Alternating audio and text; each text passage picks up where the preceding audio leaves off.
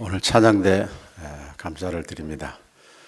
오늘 특별히 모세에 대한 설교를 할 것인데 모세의 노래를 우리 또 찬양대가 해주셔서 감사를 드립니다. 저는 주일날 3부 예배 때 앞에서 3부 예배를 드리고 다른 날은 월요일부터 새벽 기도는 2층에서 예배를 드리고 1월 달에 설교를 하고 이제 3월 달에 제가 설교를 하게 돼서 정말 오랜만에 보신 분들도 계실 것입니다.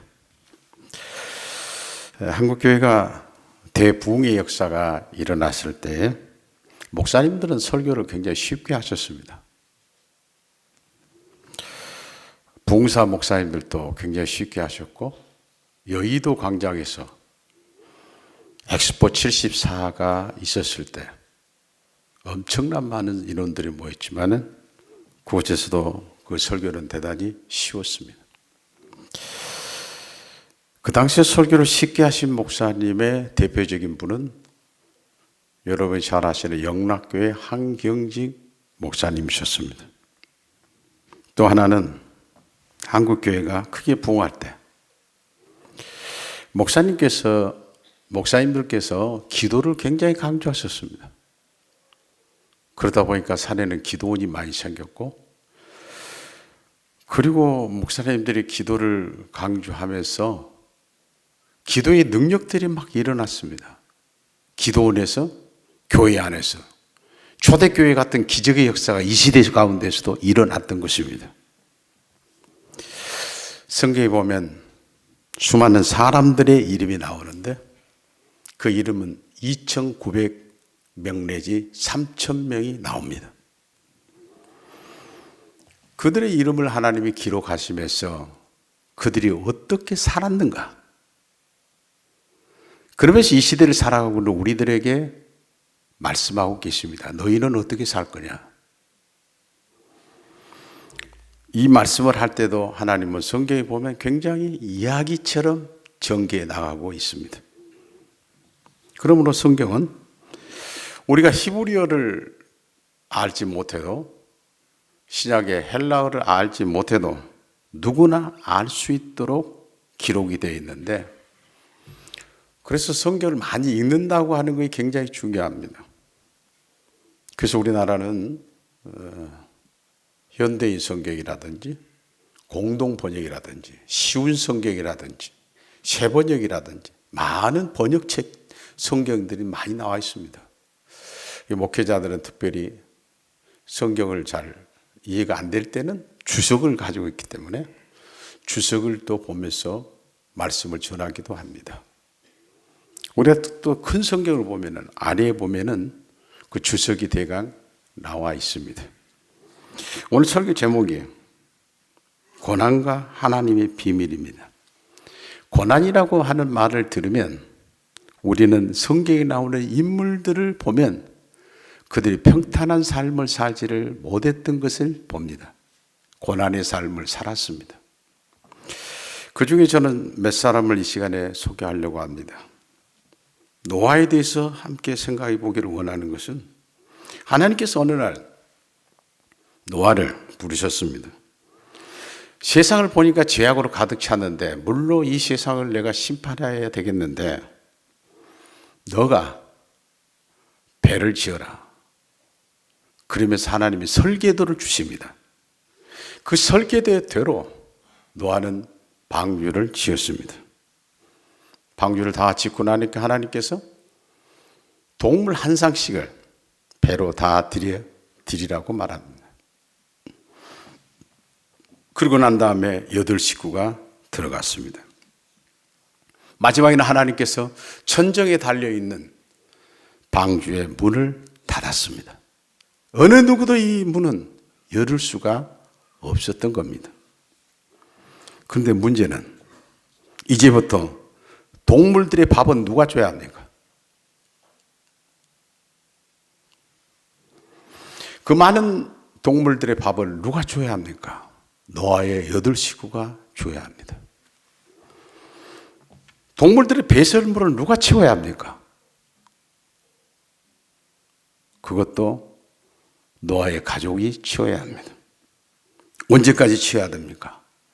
하나님께서 문을 열어주실 때까지입니다. 잠은 어디서 자야 됩니까? 동물들과 함께 자야 합니다. 동물들이 밤새도록 울어대도, 동물의 배설물에 냄새가 나더라도 자야 합니다. 한번 생각해 보세요. 하루 이틀이 아니라 1년이 넘도록 그렇게 해야 합니다. 노아의 식구가 노아의 방주에서 머무는 기간을 약 370일 내지 375일로 보고 있는데, 노아의 가족은 그 모든 고통을 견뎌야 했습니다. 노아의 방주는 자기들의 마음대로 조정해 갈 수가 없습니다. 도시 없어요. 엔진이 달린 것도 아닙니다. 하나님이 인도하는 대로 가야 합니다. 그 배 안에서 아무것도 할 수가 없는 겁니다. 그런데 어느 날 하나님께서 천정의 문을 열어주시면서 노아에게 나오라고 하십니다. 여러분 누구나 어렸을 때 많은 꿈을 갖습니다. 그런데 살면서 그 꿈이 바뀌어진 것은 우리의 마음대로 할 수가 없기 때문에 그렇습니다. 노아도 많은 꿈을 꾸었을 겁니다. 언제 자기가 그런 모습이었을지 상상조차 하지 못했을 것입니다. 그런데 노아는 묵묵히 하나님의 말씀 앞에 순종을 했던 사람입니다. 두 번째는 요셉입니다.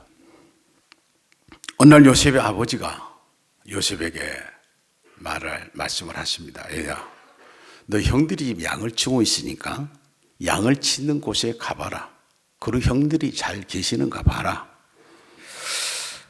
이 요셉은 그 말을 듣고 아버지 말씀에 순종해서 형들이 있는 곳을 향하여 달려갑니다. 그런데 형들이 양을 치다가 가만히 보니까 요셉이 달려오고 있었습니다. 그때 형제들이 하나같이 얘기하기를, 야, 요셉을 죽여버리자. 아버지가 요셉을 가장 사랑하지 않느냐. 근데 형제 한 루벤이 우리가 생명을 해치지 말자. 그래도 형제인데. 그래서 웅덩이에 집어넣자고 얘기합니다. 웅덩이는 개인 혼자는 절대 오를 수 없는 것이었습니다. 그때 나이가 17세로 보는데 혼자 힘으로는 도저히 나올 수 없는 곳이었는데 요셉이 거기에 들어가서 얼마나 무섭겠습니까? 이렇게 다 내가 죽는 건가?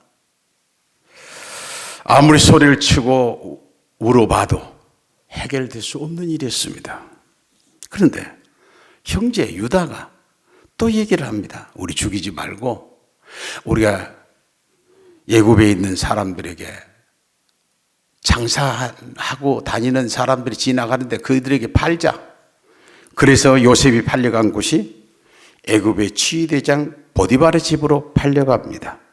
그런데 보디발 집에 들어갔더니 보디발의 아내의 유혹에 거절하자 요셉은 누명을 쓰고 옥살이가 시작됩니다.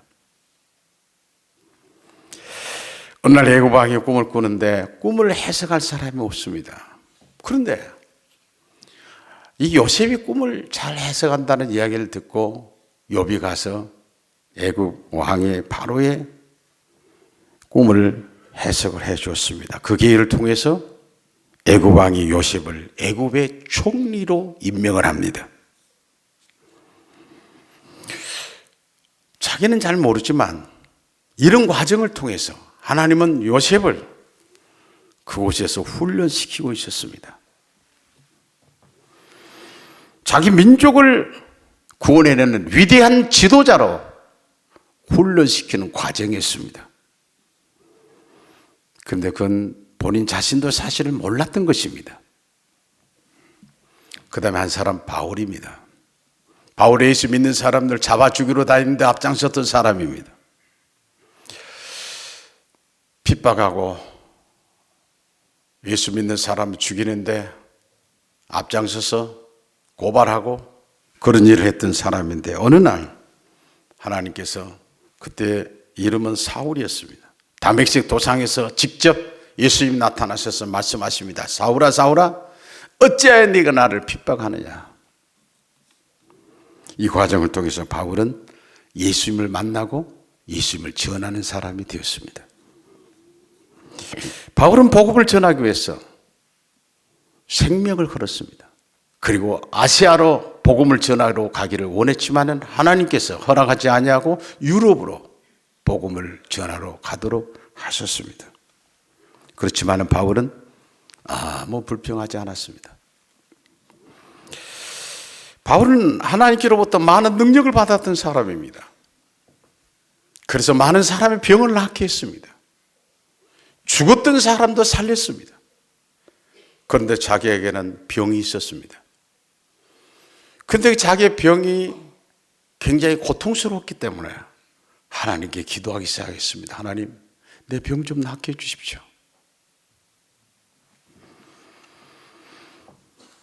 그런데 하나님께서 계속해서 기도하고 있는 바울의 기도에 응답하시기를 이렇게 말씀하셨습니다. 고린도후서 12장에 보면 세 번역으로 보면 이렇게 말씀합니다. 그러나 주님께서 내게 이렇게 말씀하셨습니다. 내 은혜가 내게 족하다. 내 능력은 약한 데서 완전하게 된다.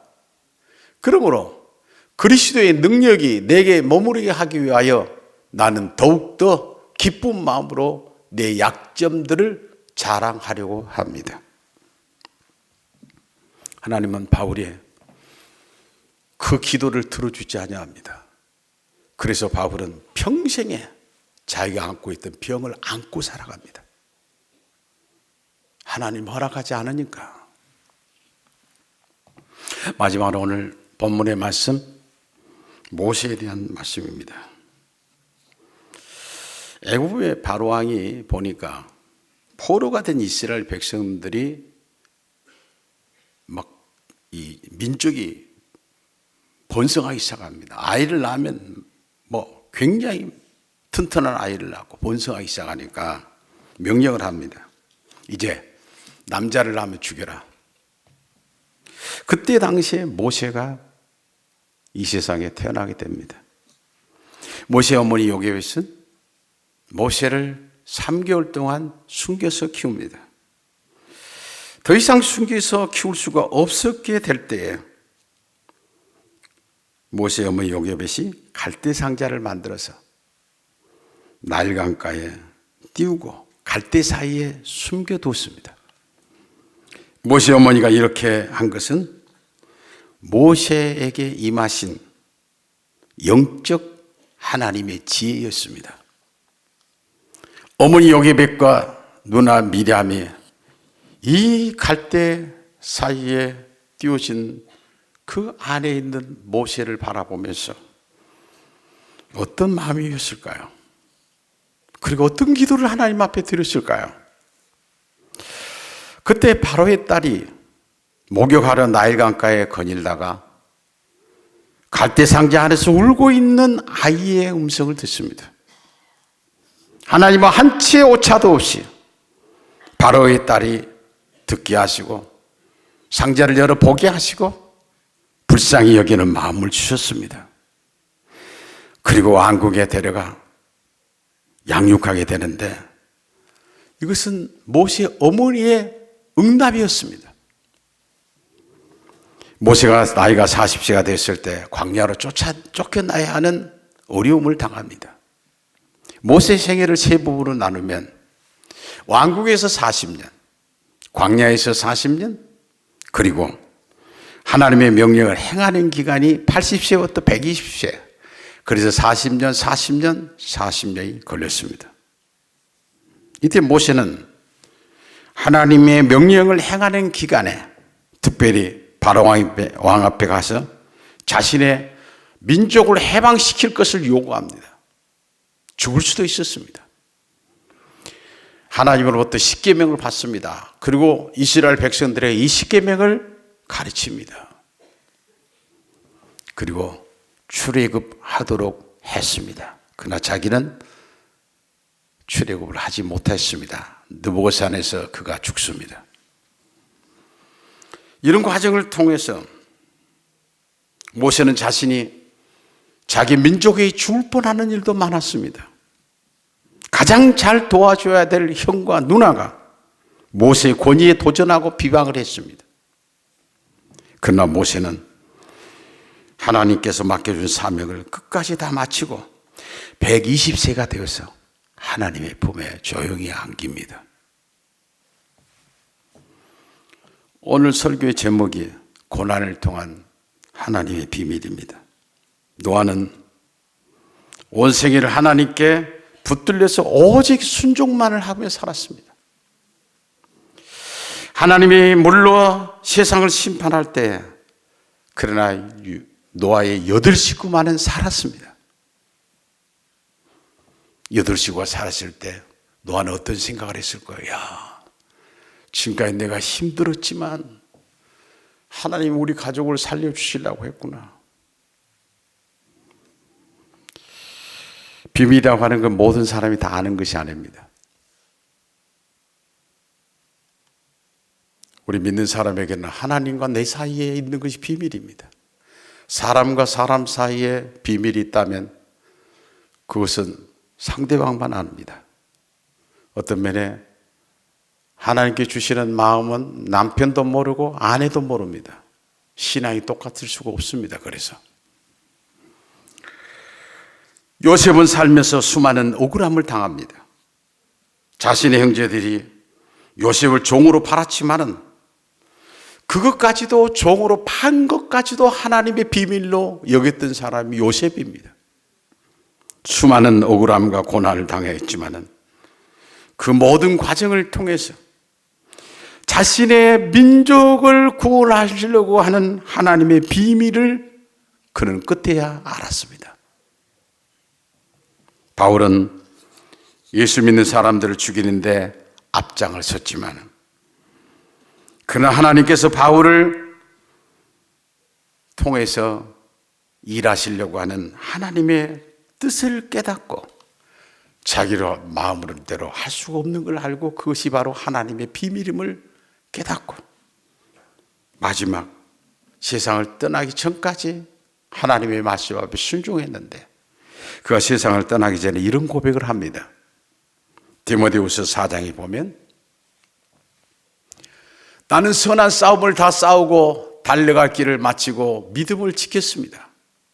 이제는 나를 위하여 의의 면류관이 마련되어 있으므로 의로운 재판장이신 주님께서 그날에 그것을 나에게 주실 것이며 나에게만 아니라 주님께서 나타나시기를 사모하는 모든 사람에게도 주실 것입니다. 이건 진심의 고백입니다. 모세는 태어날 때부터 하나님의 손에 이끌려서 자신의 원하는 대로 살아보지를 못했던 사람입니다. 수많은 고난 속에서도 그는 그것이 하나님의 비밀인 줄을 깨닫지 못했습니다.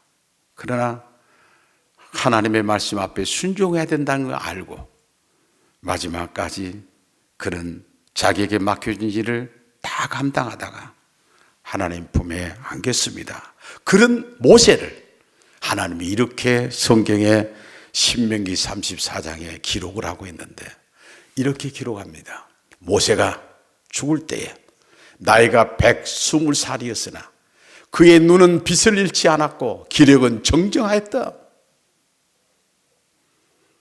하나님의 말씀만을 순종했던 사람 모세를 하나님은 그렇게 기록을 했습니다. 이 시간 여러분에게 질문 한 가지 드리겠습니다. 지금까지 살아오면서 여러분들께서 계획한 대로 여러분이 원하는 뜻대로 살아오셨나요? 몇 년 전 광남에 위치한 교회에서 제자 훈련을 하는데 명문대를 졸업한 남편과 사는 아내들에게 이런 질문을 했습니다. 만약 당신이 다시 태어난다면 지금 남편과 또 결혼하고 싶은가? 그런데 95%가 아니옵니다. 그 결혼할 때 서로 좋아서 결혼했을 거 아니에요. 살아보니까 아니라는 거죠. 또 하나 질문합니다. 여러분이 낳은 자녀는 여러분에게 만족한 자녀입니까? 근데 여러분이 낳지 않아요. 우리 할 수 있는 것이 무엇이죠? 더 중요한 것은 언제 이 세상을 떠날 것인가? 혹시 날짜를 아는 사람 있나요? 이런 노래를 들어본 적이 있습니다. 가사가 참 재밌어서 제가 우리 집사람에게 좀 찾아달라고 했습니다.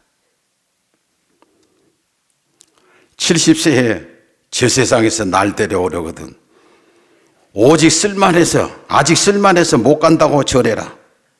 80세에 저 세상에서 또 데려오거든 자존심 상해서 못 간다고 전해라. 자기가 죽는 날을 자기가 정할 수만 있다면 얼마나 좋겠습니까? 그러나 누구도 자기의 죽는 날을 모르니까 갑자기 세상을 떠납니다. 이번에 대전에서 일어난 사건을 보면서 죽을 줄 알았으면 그 공장에 왜 들어갑니까? 그 시간에 나와야지요. 우리 할 수 있는 일이 뭔가요?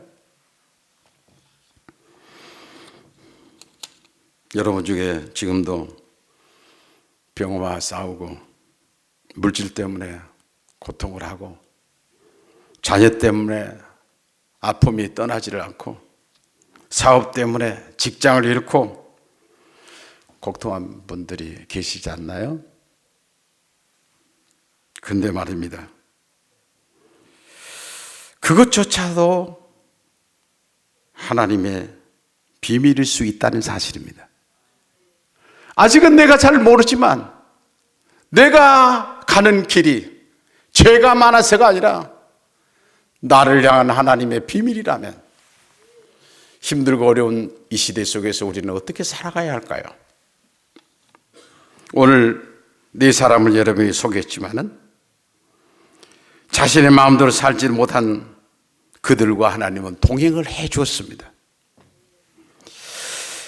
네 사람의 특징을 여러 가지가 있지만 하나님의 말씀을 이해하지 못했을지라도 그들은 끝까지 순종했던 사람들입니다. 하나님이 말씀할 때 그들은 이해하지 못했습니다. 그러나 끝까지 순종했던 사람들, 그들은 완벽한 사람들이었다고 하나님은 말씀하지 않습니다. 그러나 그들은 정직한 사람들이었습니다. 살면서 정직했던 사람들입니다. 그리고 하나님께서 그들을 기록할 때 만사가 형통했다고 하나님은 그들의 이름을 그렇게 이야기처럼 말씀하지 않았습니다. 바보처럼 살았지만 이 시대를 살아가고 있는 우리들에게 이들의 이름을 기록하시면서 너희는 어떻게 살고 있냐? 그리고 어려움이 올 때 너희는 어떻게 살 것인가? 여기에 대해서 반문합니다. 믿음의 사람들의 특징은 어떤 경우라도 하나님을 바라봅니다. 어떤 경우라도 영원한 하나님의 나라를 바라봅니다. 이게 믿음의 사람들의 모습입니다. 우리는 지금 사순절 기간을 지나고 있습니다. 그런데 예수님께서 십자가상에서 7마디를 하셨는데 그것을 우리는 가상칠언이라고 말합니다. 인간의 죄를 짊어지시고 고통하시는 모습이 마태복음 27장에 나오는데 하나님 앞에 예수님이 이렇게 말합니다. 어찌하여 나를 버리셨나이까? 그러나 나를 내려주십시오. 나를 살려주십시오. 예수님은 말하지 아니하고 자신을 향한 하나님의 뜻인 줄 알기 때문에 그 모진 십자가를 예수님이 지셨습니다. 그 고통을 다 참아냈습니다. 그것이 하나님이 나를 향한 하나님의 비밀이기 때문에 그렇습니다.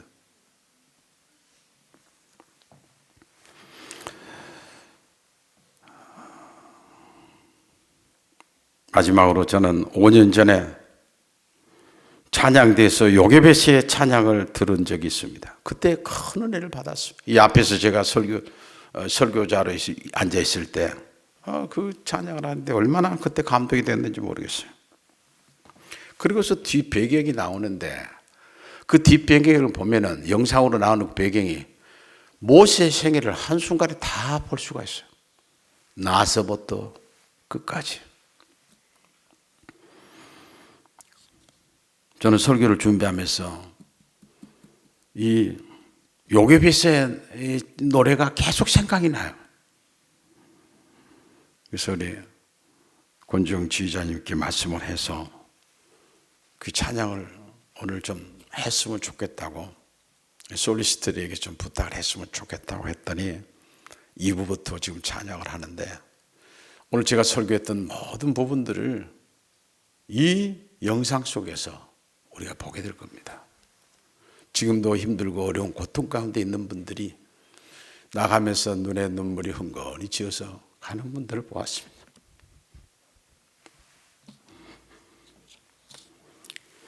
일부는 MR로 했고 2부부터 4부는 솔리스트들이 나와서 찬양을 해 주실 겁니다.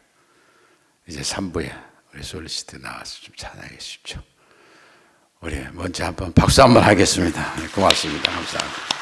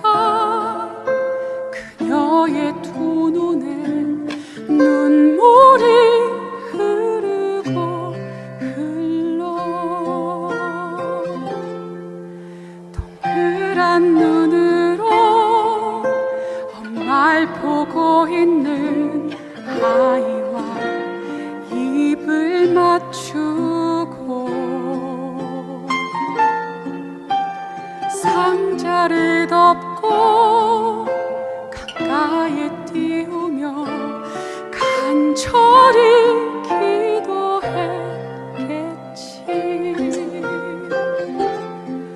정처 없이 강물을 흔들 흘러내려가는 그 상자를 보며 눈을 감아도 보이는 아이와 눈을 맞추며 주저앉아 눈물을 흘렸겠지. 너의 삶의 참 주인, 너의 참 부모이신 하나님 그 손에 너의 삶을 맡긴다. 너의 삶의 참 주인, 너를 이끄시는 주 하나님 그 손에 너의 삶을 드린다.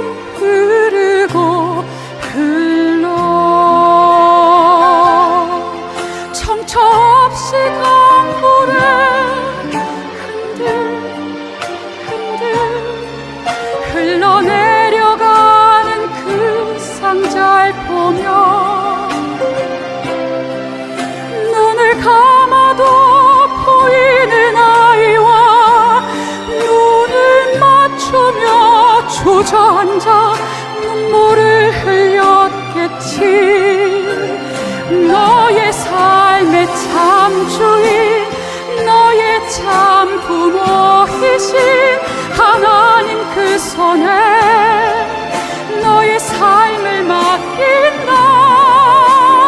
너의 삶의 창조인 너를 이끄시는 주 하나님 그 손에 너의 삶을 드린다. 그가 널 구원하시리.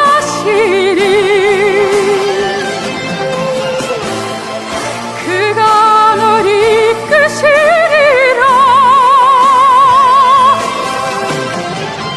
그가 널 사용하시리.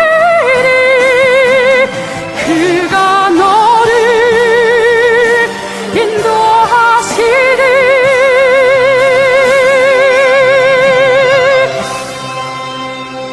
너의 삶의 참주인 너의 삶의 참주인 너의 참 부모이신 하나님 그 손에 너의 삶을 맡긴다. 너의 삶의 창조인 너를 이끄시는 주 하나님 그 손에 너의 삶을 드린다.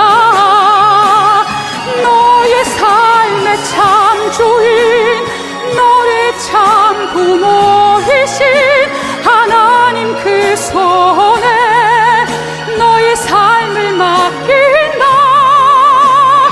너의 삶의 창조인 너를 이끄시는 주 하나님 그 손에 너의 삶을 드린다. 어떤 마음이었을까 그녀의 두 눈에 눈물이 흐르고 흘러.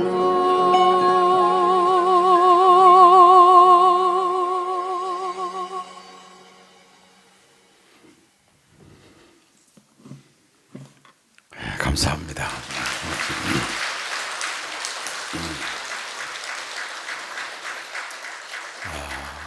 우리 기도하겠습니다. 하나님 아버지, 우리가 여기까지 살아올 때 우리의 의지대로 살아온 것이 아니라 배가 어디에 멈출지 모르는 하나님께서 가자고 하는 대로 살아왔을 뿐입니다. 그러나 이 세상에서 어려운 일도 많이 있었지만은 견디게 하신 하나님, 때로는 죽고 싶고 울고 싶은 어려운 순간순간 있을지라도 믿음으로 이기게 하시고 여기까지 인도해 주신 분이 하나님이었음을 고백합니다.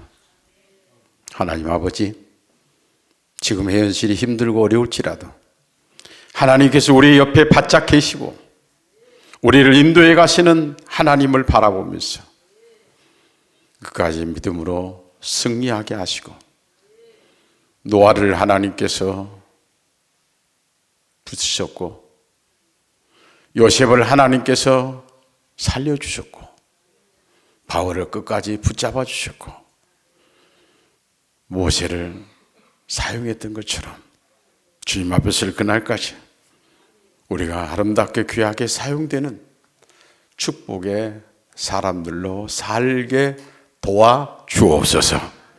예수님의 이름으로 간절히 기도드리옵나이다. 아멘.